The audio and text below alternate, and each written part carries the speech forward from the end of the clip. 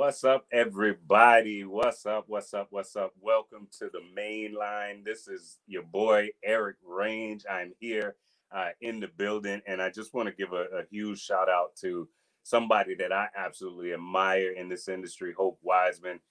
She is, just kicking butt and taking names in this industry and really representing for all of the young African American women out there. So I think 2021 is even more going to be girl power. So thank you, Hope, for allowing me to come in tonight and just to join your audience and talk to your audience and tell them a little bit about who I am and what I do and what I've been doing in the space and really and truly invite you all to join my community as well. Hope and I've had a chance to talk a few times offline just about what we're doing in the space to build community. And so I think that's one of the best ways that our brands as African Americans are going to be able to survive as minorities in this space. But I'm here today just to kind of tell my story. So she invited me to come on and just talk to you all a little bit about who I am and what I've been doing in the space. And so some of you may have seen me or know me or follow me on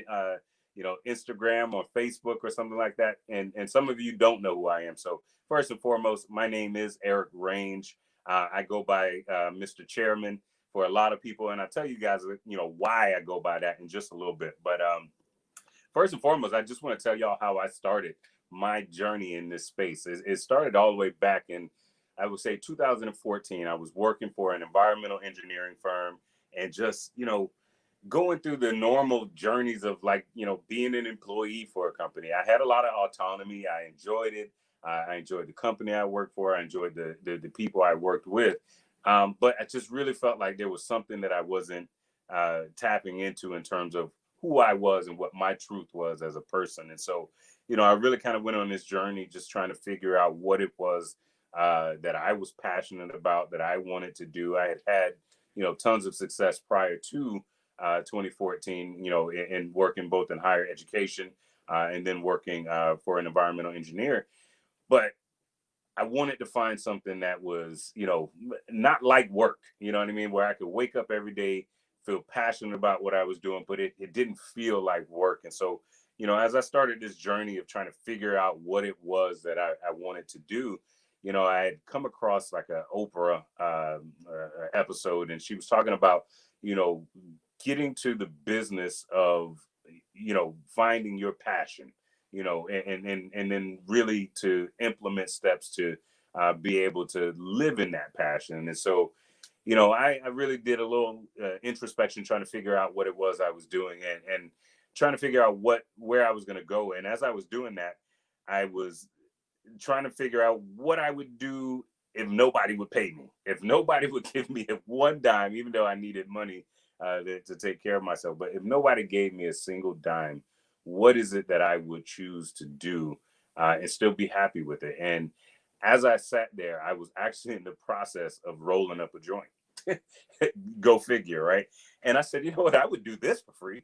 I love this. And so I really started to think a little bit more serious about the cannabis industry. And at that time, as you all know, Colorado had just come online as the first state in the country for recreational cannabis, and so or adult use. And so I really started to pay attention to what was going on in the industry.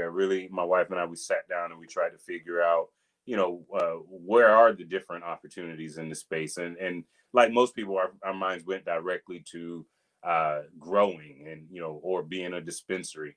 And I knew right off bat that those weren't, quite where I wanted to fit into the space. I felt like it was going to be just a little bit too hard for me as a young, entrepreneur with no money to approach this. I wasn't going to be able to break into that. And so we actually took a trip out to Colorado in early 2015.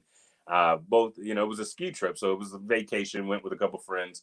And we, toured Colorado and went into some dispensaries and just kind of got a feel for what it was like to be in a state where it was finally illegal for adult use. Finally legal for adult use cannabis.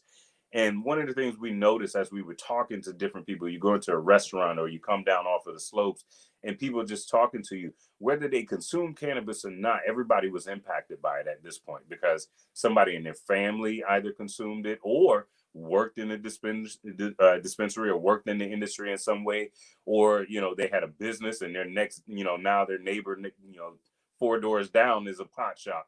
So everybody had these just different stories about how cannabis impacted their lives at this point, and many of them went back to times when they were in college. And I had a roommate who sold it for paying for books. I remember as a teenager, me and my friends used to go and smoke a little joint here and there. Those were the types of stories we heard. And it really started to kind of sink into me that one of the early problems that this industry had, and I think continues to have in some regards, was a messaging problem.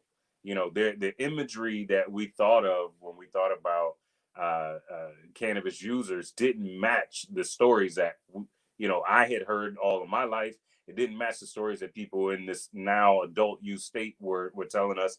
And so we decided, what could we do to help change the image about cannabis users? What could we do to write the imagery that is going along with cannabis? I remember, in my research, surfing Facebook, and I come across this article, and it was like a Harvard researcher studying cannabis, and it was this young girl sitting in her bra and like some tight shorts and a bong in between her legs, and it was talking about cannabis research, and that was a problem for me. I said, there's something wrong with this imagery here, and so that led my wife and I to start our very first company in the space, Art 420.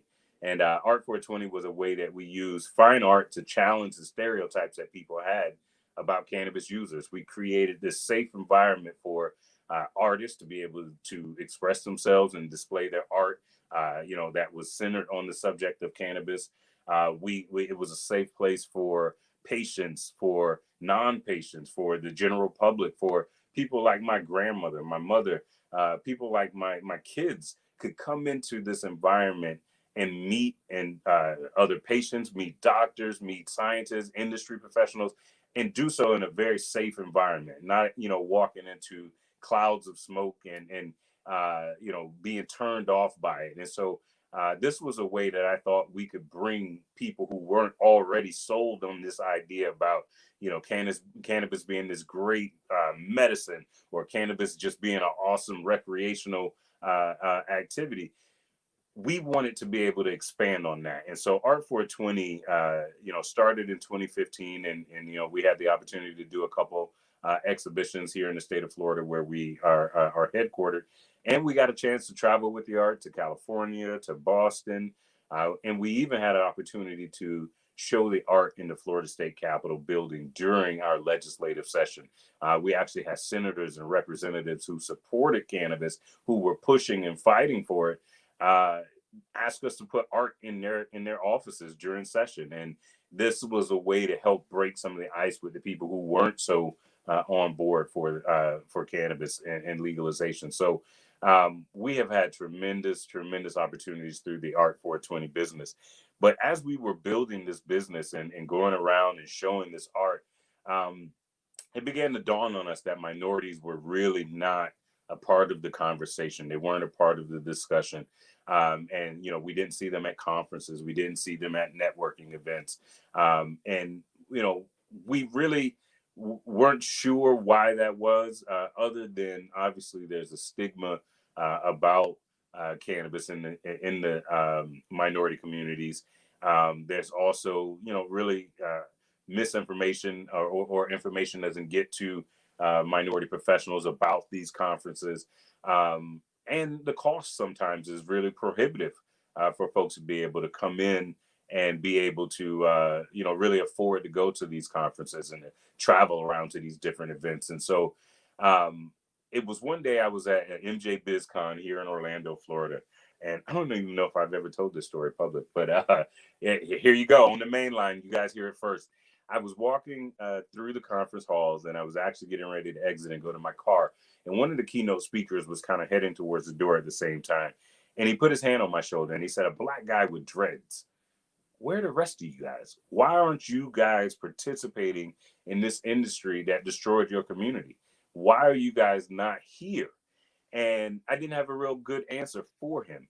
And that was the day I became an advocate. That was the day that I decided, I was going to use my platform with Art 420 to try to engage the minority community, educate them, and bring them into this, not just from a standpoint of using it for medicinal use or even, recreational use, but bringing them in from, to learn about the economic benefit that this industry was really, pushing. How do we get them involved in starting businesses? How do we get those who already have businesses involved with those who have businesses in the cannabis space? And so from there, my wife and I decided to use our art platform to host an event to try to educate minorities. And in our promoting of that event, I was connected with a rock star person by the name of Roz McCarthy. Little did we know, at the same time, Roz was kind of reaching the same points that we were reaching, and she actually took the initiative to found Minorities for Medical Marijuana in 2016. And once she and I met up, it has just been, all she wrote since then. I became the board chair for Minorities for Medical Marijuana, and I've served in that role since 2016. And we were instrumental in helping Florida to write its medical marijuana laws.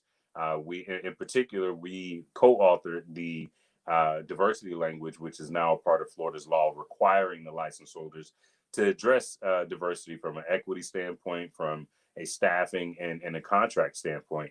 And so that organization, which was brand new in 2016, just one chapter in the state of Florida, has now exploded into 25 chapters around the country.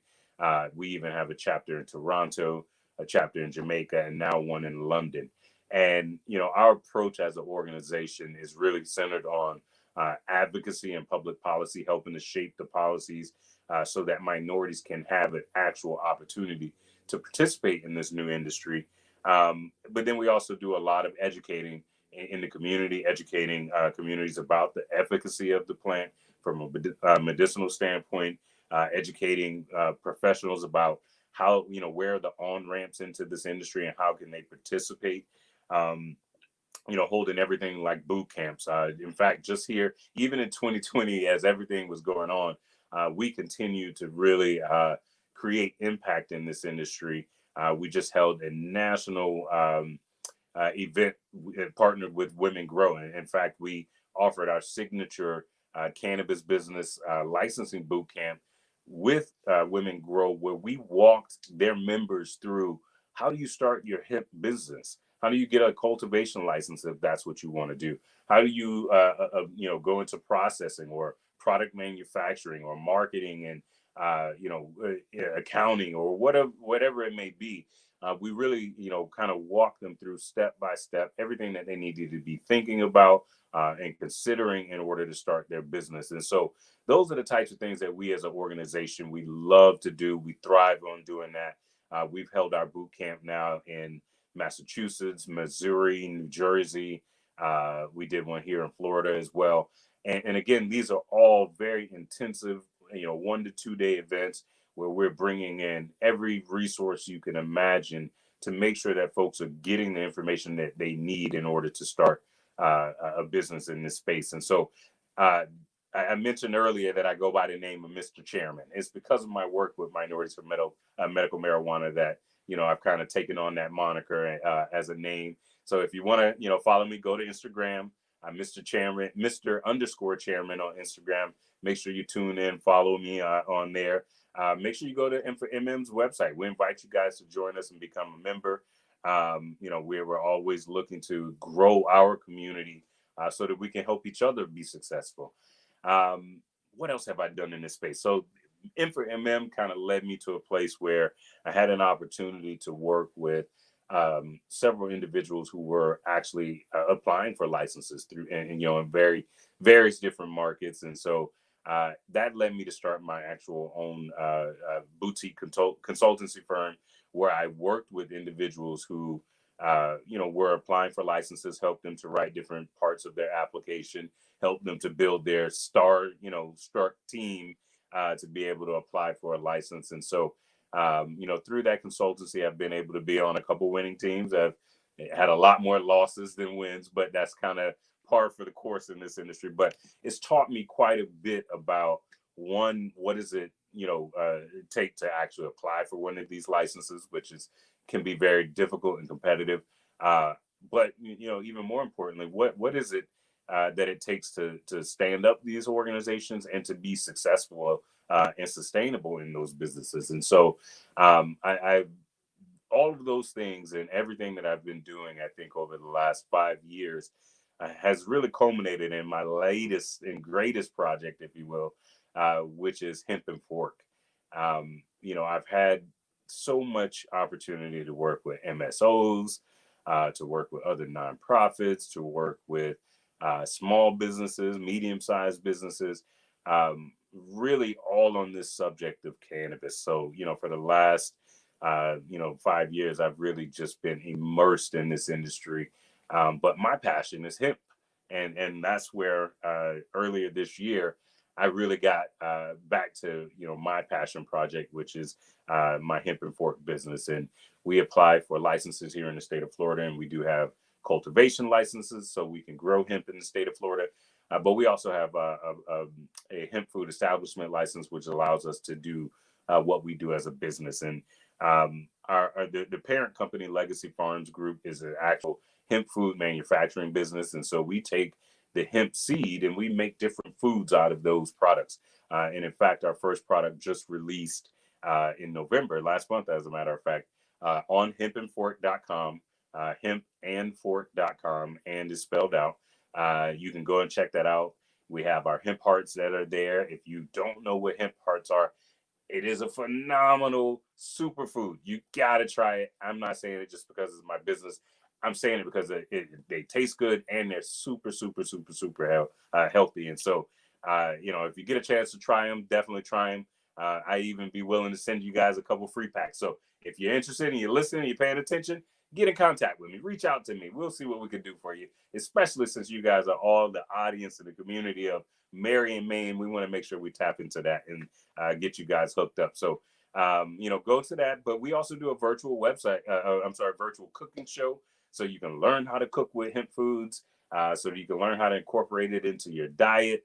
Again, it's a plant-based protein, high in omega-3s and 6s. It's just a great, wonderful, versatile product. I like them on, in my smoothies or on my salad, on my cereal. But that's really been the latest project for me, is just to be able to focus on that. That's kind of, we titled this Advocacy to, business ownership. And, my journey has been a long one and a fun one, if you will. So for those of you who are just getting started in this space, stick with it, be flexible, look for opportunities. And when those opportunities don't work out,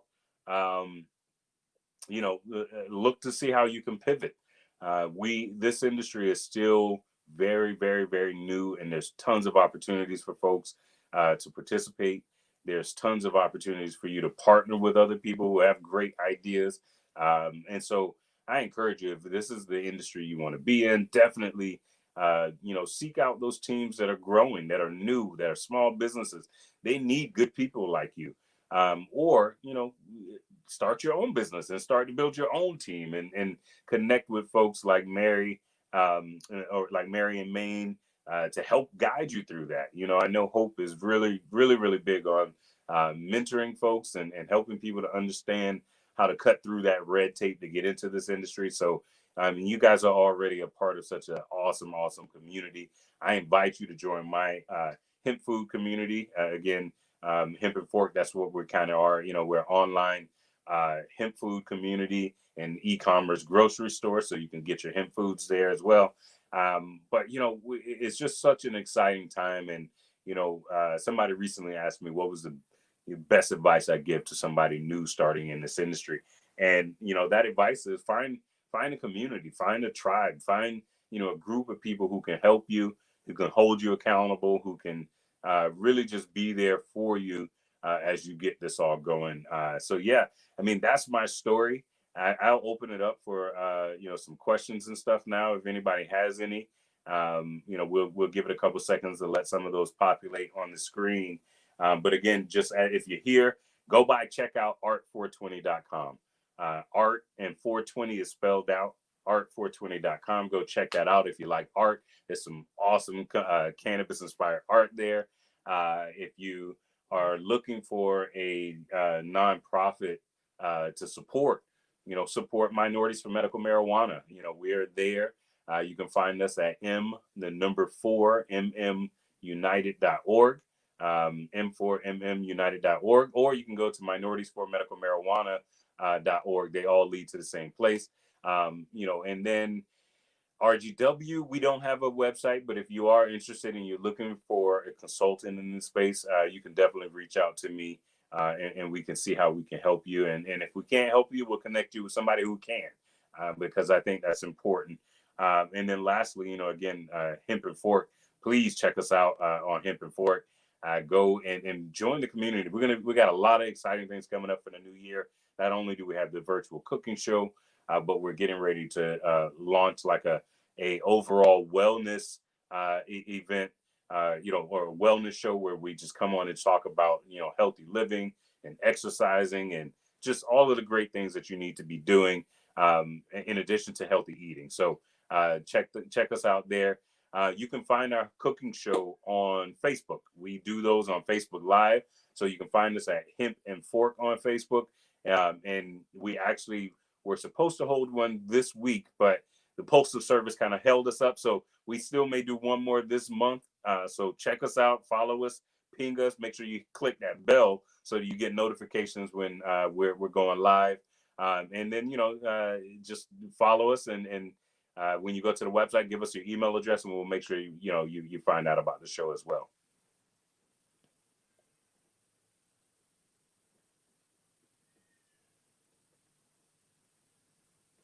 Well, I mean, I think we, may get one more question. And if not, I just want to say to you all, thank you